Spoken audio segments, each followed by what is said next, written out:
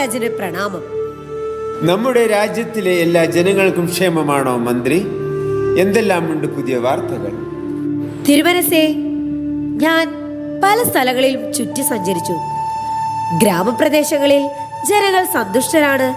എന്നാൽ പട്ടണവാസികൾ എപ്പോഴും ശണ്ടയിലാണ്. ഈ സാഹചര്യം മാറാൻ നാം എന്തു ചെയ്യണം മന്ത്രി? ഉടനെ നാം എന്തെങ്കിലും ചെയ്തേ പറ്റൂ.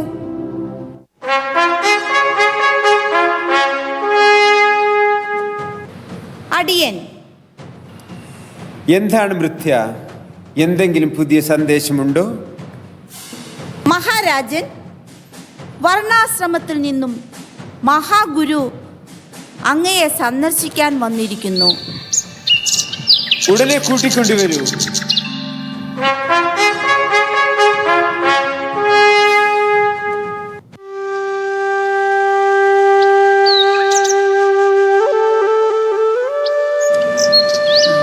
വന്നാലും സ്വാമിജി, അടിയനെ സന്ദർശിക്കാൻ വന്ന അങ്ങയുടെ നല്ല മനസ്സിന് നന്ദി. ഇന്ന് നമ്മുടെ അതിഥേയത്വം സ്വീകരിച്ച് നമ്മോടൊപ്പം വസിച്ചാലും അത് നമ്മുടെ രാജ്യത്തിന് ഒരു അനുഗ്രഹമായിരിക്കും. ആയുഷ്മാൻ ഭവ. ഞാനൊരു ദീർഘയാത്രയിലാണ്. പോകും വഴിയിൽ അങ്ങേയൊന്ന് കാണണമെന്ന് തോന്നി വന്നതാണ്. എന്നും നല്ലത് ഭവിക്കട്ടെ. സ്വാമിജി, നമ്മുടെ ഭരണത്തിൽ ജനങ്ങൾ സന്തുഷ്ടരാണെന്ന് തോന്നുന്നില്ല. പല സ്ഥലങ്ങളിലും ജനങ്ങൾ അസംതൃപ്തരാണ്. ശണ്ടയും കലഹങ്ങളും നിത്യസംഭവങ്ങളാണ്. അങ്ങയുടെ ഉപദേശം നമ്മുടെ രാജ്യഭരണത്തെ സഹായിക്കുമെന്ന് നാം വിശ്വസിക്കുന്നു.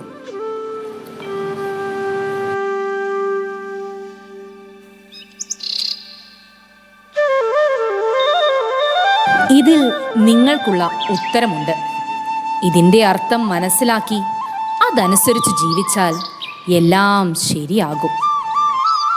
നല്ലത് വരട്ടെ.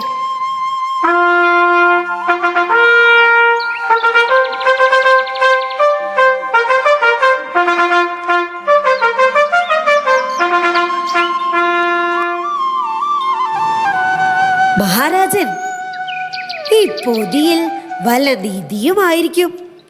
ഇത് നൽകി ജനങ്ങളെ സംതൃപ്തരാക്കാൻ നമുക്ക് സാധിക്കും.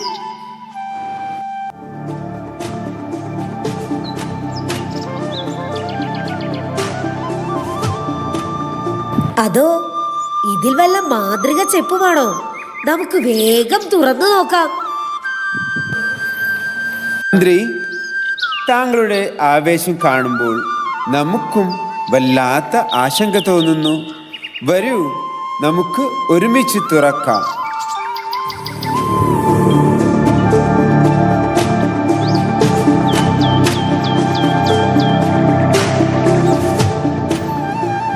മഹാരാജൻ, ഇതെന്താണ്?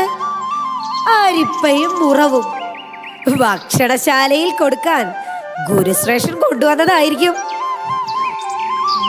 ഇതിന് എന്തെങ്കിലും ഒരു നല്ല സന്ദേശമുണ്ടായിരിക്കും. അത് നമ്മുടെ രാജ്യഭരണത്തിന് ഏറ്റവും സഹായമായിരിക്കും. ആരിവിടെ?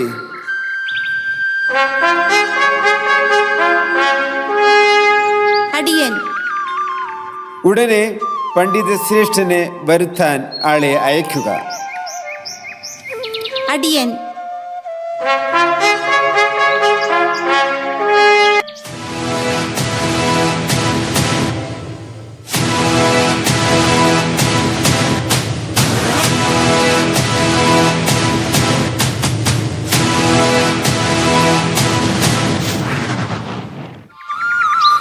തിരുമേനി, അങ്ങ് വിളിച്ചതിൻ്റെ കാരണം എന്താണ്?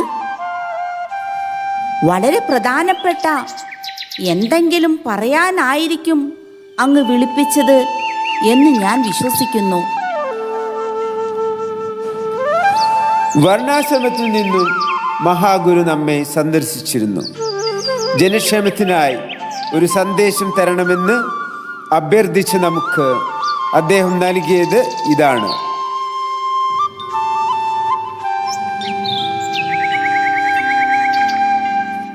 ഇതിൻ്റെ അർത്ഥം എന്താണ് പണ്ഡിത ശ്രേഷ്ഠ? ഇതിൽ നിന്നും എന്ത് സന്ദേശമാണ് നമ്മുടെ പ്രജകൾക്ക് നാം നൽകേണ്ടത്?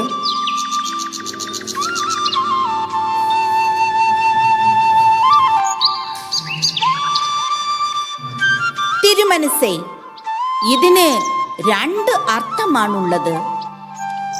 അരിപ്പയും മുറവും.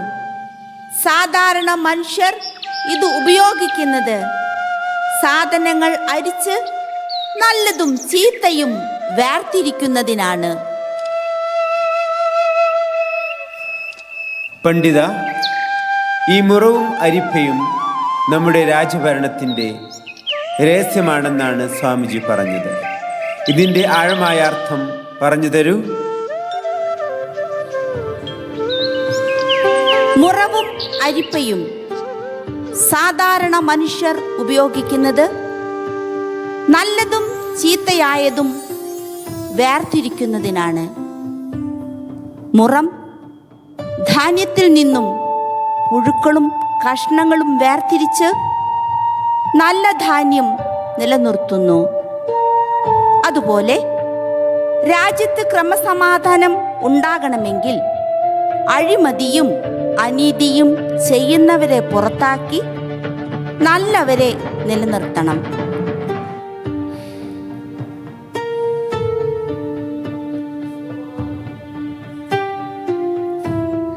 അരിപ്പയിൽ നാം പൊടി അരിക്കുമ്പോൾ അരിപ്പ എന്താണ് ചെയ്യുന്നത്? നല്ല പൊടി താഴേക്ക് കടത്തിവിടുന്നു. വേണ്ടാത്ത കഷ്ണങ്ങളും മാലിന്യങ്ങളും മുകളിൽ തന്നെ വേർതിരിച്ച് മാറ്റിവെക്കുന്നു. ഇത് നമ്മുടെ ജീവിതത്തിനും ഒരു വലിയ സന്ദേശമാണ് നൽകുന്നത്. അതിനാൽ അരിപ്പ നൽകുന്ന സന്ദേശം ഇതാണ്: ജീവിതത്തിൽ നന്മയും തിന്മയും വേർതിരിച്ച് നന്മയെ തിരഞ്ഞെടുക്കുന്ന വിവേകം വളർത്തുക. അപ്പോൾ നമ്മുടെ ജീവിതം ശുദ്ധമായ പൊടി പോലെ മറ്റുള്ളവർക്ക് ഉപകാരമുള്ളതും ജീവിതത്തിൽ സന്തോഷവും സമാധാനവും നൽകുന്ന നല്ല വ്യക്തിത്വം ഉള്ളവരായി മാറുവാനും സഹായിക്കും. എപ്പോഴും നന്മയെ സ്വീകരിക്കുക, തിന്മയെ ഉപേക്ഷിക്കുക. ഇതാണ് ഇതിൻ്റെ സന്ദേശം.